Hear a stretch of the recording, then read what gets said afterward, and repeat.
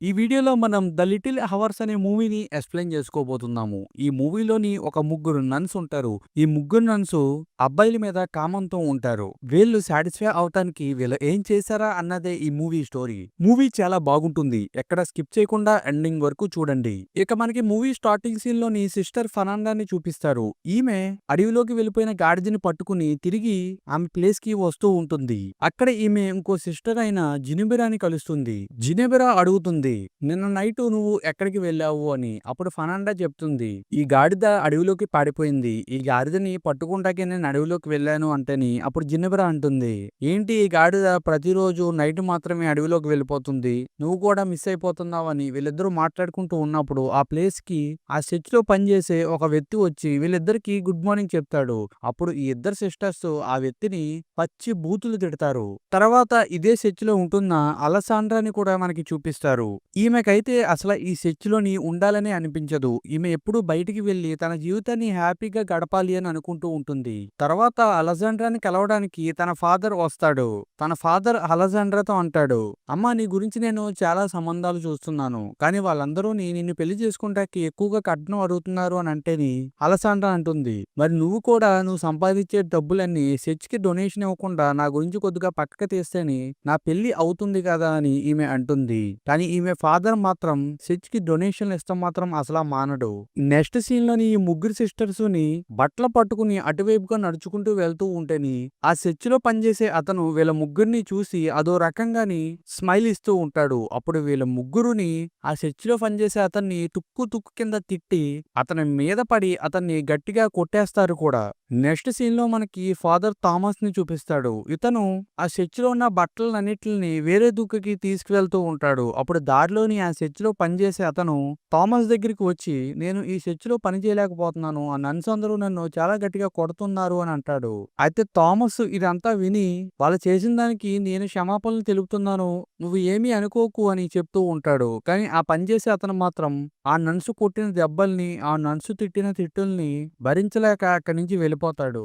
Next scene లోని ఈ రాజ్యానికి రాజైన బ్రునోని మనకి చూపిస్తారు. బ్రునో తన వైఫ్ అయిన ఫ్రాన్సిస్కాతో కలిసి భోజనం చేస్తూ ఉంటాడు. ఈ భోజనం చేసే క్రమంలోని బ్రునో తన వైఫ్ తోని తన రాజ్యం గురించి, అలాగే ఇప్పుడు తన రాజ్యంలో ఉన్న కరువు గురించి మాట్లాడుతూ ఉంటాడు. కానీ ఈ ఫ్రాన్సిస్కా మాత్రం అవేమీ పట్టించుకోకుండా పక్కనే ఉన్న పనోడిని చూస్తూ ఉంటుంది. ఈ పనోడు పేరు వచ్చేసి మ్యాసిటో. అయితే మ్యాసిటోకిని ఫ్రాన్సిస్కాకిని అక్రమ సంబంధం ఉంటుంది. వీళ్ళిద్దరూ ఒకరినొకరు చూసుకుని నవ్వుతూ ఉంటాడు. అలాగే అదే రోజు నైట్ మ్యాసిటో అలాగే ఫ్రాన్సిస్కా వీళ్ళిద్దరూ ఇంటిమేట్ అవుతున్న సమయంలోని ఆ ప్లేస్ కి బ్రూనో వచ్చేస్తాడు. అప్పుడు వెంటనే మెసెటో కిటికీలోంచి దూకి బయటికి పారిపోతాడు. ఇక బ్రూనో కూడా వర్కర్స్ ఉండే ప్లేస్ కి వెళ్తాడు. అక్కడికి వెళ్ళిన తర్వాత మ్యాసిటో అక్కడే కదలకుండా పడుకున్నట్టు యాక్ట్ చేస్తూ ఉంటాడు. అక్కడ చాలా చీకటిగా ఉంటుంది. ఆ సమయంలోని బ్రునో అందరి గుండెల మీద చెయ్యేసి ఎవరి గుండె ఫాస్ట్ గా కొట్టుకుంటుందో చూస్తాడు. లాస్ట్ కి బ్రునో మ్యాసిటో గుండె మీద చెయ్యి వేస్తాడు. అప్పుడు మ్యాసిటో గుండె చాలా ఫాస్ట్ గా కొట్టుకుంటూ ఉంటుంది. ఆ చీకట్లోని మ్యాసిటో మొహం బ్రూనోకి కనపడదు. అందుకు బ్రునో మ్యాసిటో హెయిర్ ని కోస్తాడు. నీ హెయిర్ తెగింది కదా, మార్నింగ్ నువ్వెవరో తెలుసుకుని నీ అంతు చూస్తాను అని అంటాడు. ఆ తర్వాత మ్యాసిటో తెలివిగా ఆలోచించి అక్కడ పనిచేసే వాళ్ళు అందరూ హెయిర్ ని కోసేస్తాడు.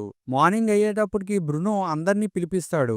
ఎవరి హెయిర్ తెగుందా అని చూస్తుంటే అందరి హెయిర్ తెగే ఉంటుంది. బ్రునోకి ఏమీ అర్థం కాదు. బ్రునో ఇక్కడ ఎర్రిపప్పు అయిపోతాడు. తర్వాత అందరూ ఎవరి పనులు వాళ్ళు చేసుకుంటూ ఉంటేని ఒక ప్లేస్ లోని మ్యాసిటో పని చేస్తూ ఉండగానే ఆ ప్లేస్ కి రాణి ఫ్రాన్సిస్కా వెళ్లి మసిటోని పట్టుకుని అతన్ని బలవంతం చేస్తూ అతన్ని ముద్దు పెట్టుకుంటూ ఉంటుంది. అయితే ఈ దృశ్యం అంతా ఒకవైపు నుంచి బ్రునో చూసేస్తాడు.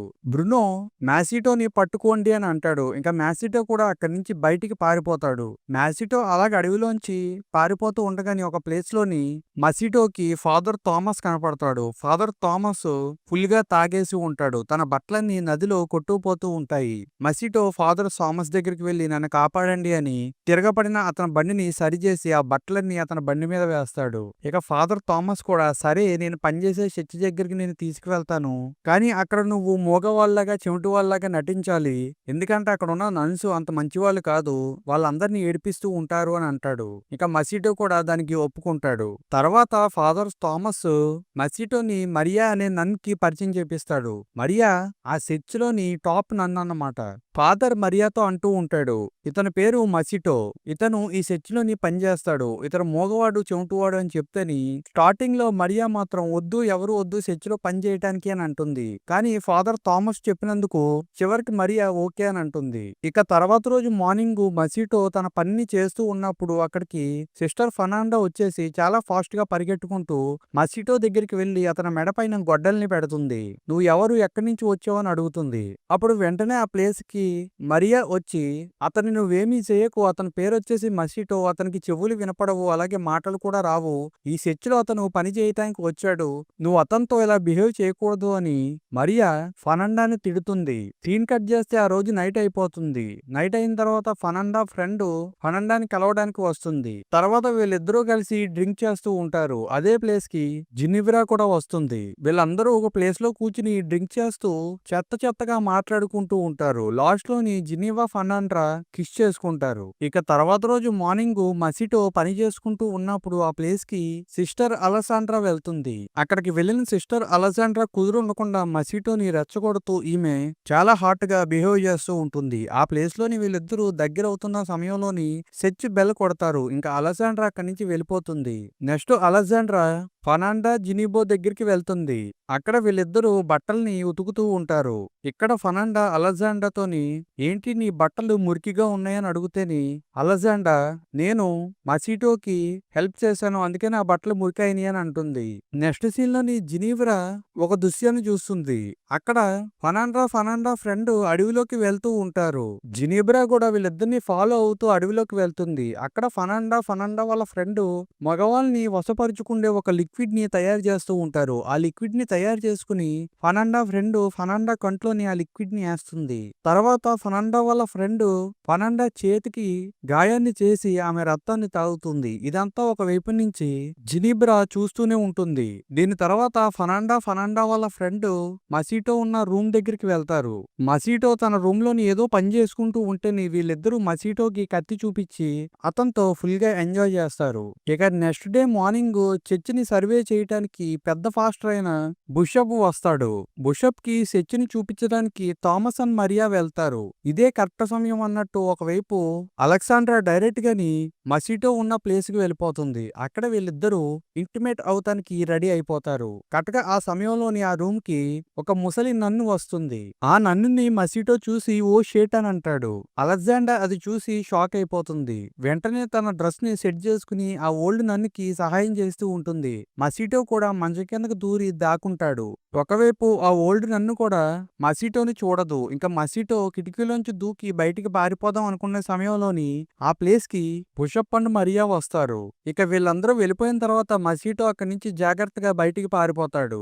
నెక్స్ట్ సీన్ లోని జినిబ్రా ఆ మగవాళ్ళని వశపరుచుకునే లిక్విడ్ ని తయారు చేస్తూ ఉంటుంది. ఆ లిక్విడ్ తయారైన తర్వాత ఈమె కంట్లో వేసుకోకుండా డైరెక్ట్ గా లిక్విడ్ ని తాగేస్తుంది. ఈమెకి చాలా మత్తు ఎక్కేస్తుంది. తర్వాత ఈమె బ్లడ్ ని తాగకుండా ఆమె చేతిని కోసుకుని ఆ రక్తాన్ని బుగ్గలకి పాముకుంటుంది. ఇంకొక వైపేమో అలెగ్జాండ్రా మసీటో రూమ్ దగ్గరికి వెళ్లి ఎందుకు నువ్వు మగవాళ్ళలాగా చెవిటి వాళ్ళగా నటించావు అని అడుగుతుంది. వీళ్ళిద్దరూ మాట్లాడుకుంటూ ఉన్న సమయంలోని ఆ ప్లేస్ కి జెనిబ్రా వస్తుంది.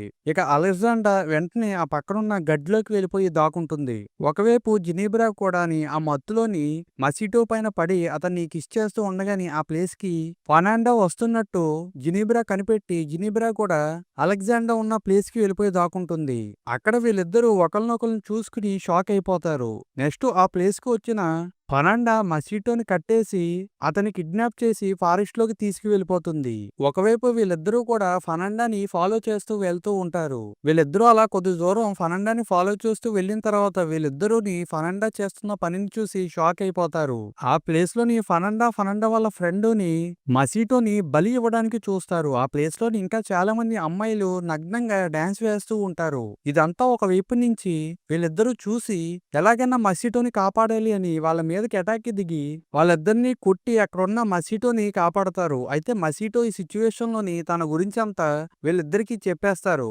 ఇదంతా విన్న జెనీబ్రా పరిగెట్టుకుంటూ చర్చ్ దగ్గరికి వెళ్లి గట్టిగా అరుస్తూ అందరినీ పిలుస్తుంది. జెనీబ్రా సౌండ్‌కి బిషప్ కూడా నిద్ర లెగుస్తాడు. జెనీబ్రా ఏమో ఫాదర్‌తోని ఆ అడవిలో ఏం జరిగింది, ఫర్నాండా ఏం చేసింది మొత్తం వివరాలన్నీ చెప్పేస్తుంది. అప్పుడే చర్చ్ దగ్గరికి ఫర్నాండా, మస్కిటో, అలెగ్జాండర్ వస్తారు. తర్వాత బిషప్ సిస్టర్ మరియా డోర్‌ని కొడతారు. అప్పుడు ఆ రూమ్‌లోంచి మరియా అలాగే ఫాదర్ థామస్ కూడా బయటకు వస్తారు. అప్పుడు అక్కడ ఉన్న వాళ్ళందరికీ అర్థమైపోతుంది మరియాకి, ఫాదర్ థామస్‌కి మధ్యన ఏదో ఉంది అని.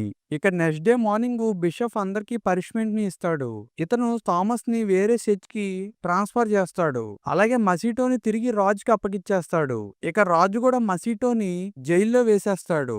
ఒకవైపు ఈ ముగ్గురు సిస్టర్స్ కూడా ఒకళ్ళకొకళ్ళు సారీ చెప్పుకుంటూ ఉంటారు. ఇంకొక వైపేమో మస్కిటో జైల్లో ఉంటని అక్కడికి రాజు బ్రూనో వచ్చేసి నీకు మామూలుగా ఉండదు, నీకు బోల్డంత నరకాన్ని పెట్టి నిన్ను నేను చంపేస్తాను అని బ్రూనో మస్కిటోతో అంటూ ఉంటారు. ఇక నెక్స్ట్ సీన్ లోని ఆ ప్లేస్ కి ఒక తాబేలు వస్తుంది. ఆ తాబేలు పైన ఒక క్యాండిల్ ఉంటుంది. అక్కడ ఉన్న సైనికులందరూ ఇదేంటి ఇలా ఉంది అని ఆ తాబేల్ని ఫాలో అవుతూ వెళ్తూ ఉంటారు. నిజానికి ఆ తాబేల్ని ఈ ముగ్గురు సిస్టర్సే వదిలారు. ఇక తర్వాత ఈ ముగ్గురు సిస్టర్స్ మస్కిటో దగ్గరికి వెళ్లి నన్స్ వేసుకునే డ్రెస్ ని మస్కిటోకి ఇస్తారు. అలాగే జెనీబ్రా ఏమో మస్కిటో ప్లేస్ లోని ఒక బొమ్మని పెడుతుంది.